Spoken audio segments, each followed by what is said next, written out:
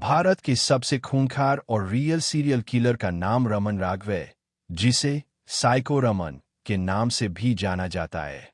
उसकी कहानी किसी भी डरावनी फिल्म से ज्यादा भयानक है, क्योंकि उसने 1960 के दशक में मुंबई, तब बॉम्बे, को दहला कर रख दिया था। नाम रमन राघव, उपनाम सिंधी दलवाई, अन्ना थम्बी वेलुस्वामी। सक्रिय समय 1965 से 1968 के बीच। स्थान मुंबई, खासकर उपनगर। शिकार सड़क किनारे और फुटपाथ पर सोने वाले गरीब लोग। हथियार एक भारी लोहे की रॉड, कड़ी या पत्थर। रमन राघव का तरीका बेहद बेरहम और अजीब था। वह रात के अंधेरे में शिकार करता था। वह उन लोगों को निशाना बनाता था जो फुटपाथ, झोपड़पट्टियों या सुनसान जगहों पर सो रहे होते थे। उसका कोई खास मकसद, चोरी या दुश्मनी नहीं होता था। वह सिर्फ मारने के लिए मारता था। वह लोहे की एक भारी रॉड या भारी पत्थर से सोए हुए व्यक्ति के सिर पर वार करता था, जिससे उसकी मौके पर ही मौत हो जाती थी। हत्या करने के बाद वह अक्सर वही खड़ा होकर लाश को देखता था या अजीब हरकतें करता था। रमन राघव ने 2 चरणों में हत्याएं की। पहला चरण 1965 से 1966। उदास स्माइली मुंबई के पूर्वी उपनगरों में अचानक से फुटपाथ पर सोने वालों पर हमले शुरू हुए।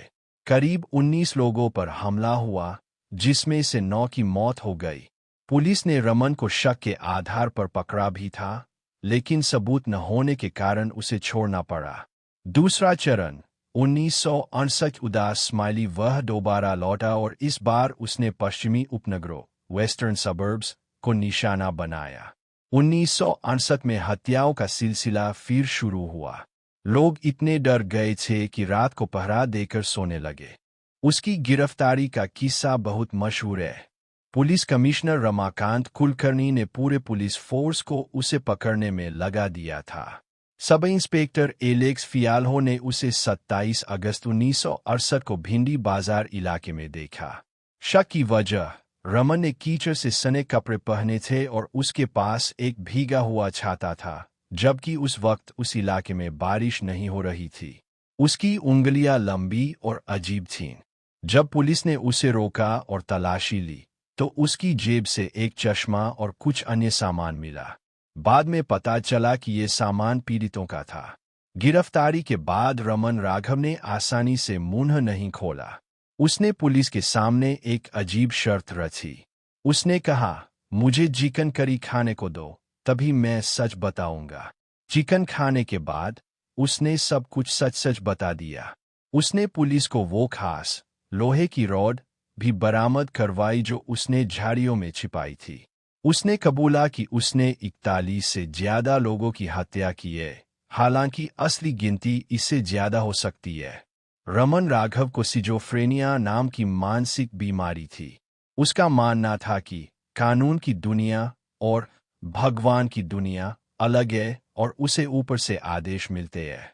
उसने कोर्ट में अपनी ही हत्याओं का वर्णन ऐसे किया जैसे कोई फिल्म की कहानी सुना रहा हो। उसे अपनी करनी पर कोई पछतावा नहीं था। शुरुआत में उसे फांसी की सजा सुनाई गई थी, लेकिन मेडिकल बोर्ड ने उसे मानसिक रूप से बीमार घोषित किया, जिसके बाद उसकी सजा को आजीवन कारावास में बदल दिया गया। रमन राघव ने अपनी बाकी की जिंदगी यरवदा जेल, पुणे, में बिताई। 1995 में किडनी फेल होने की वजह से पुणे के ससून अस्पताल में उसकी मौत हो गई। रमन राघव पर कई फिल्में, जैसे अनुराग कश्यप की रमन राघव 2.0 और वेब सीरीज बनी है, लेकिन असली कहानी फिल्मों से भी ज्यादा डरावनी थी, क्योंकि वह बिना किसी वजह के मारता था। क्या आप किसी और भारतीय क्रिमिनल, जैसे निथारी कांड या साइनाइड मोहन, के बारे में जानना चाहते हैं?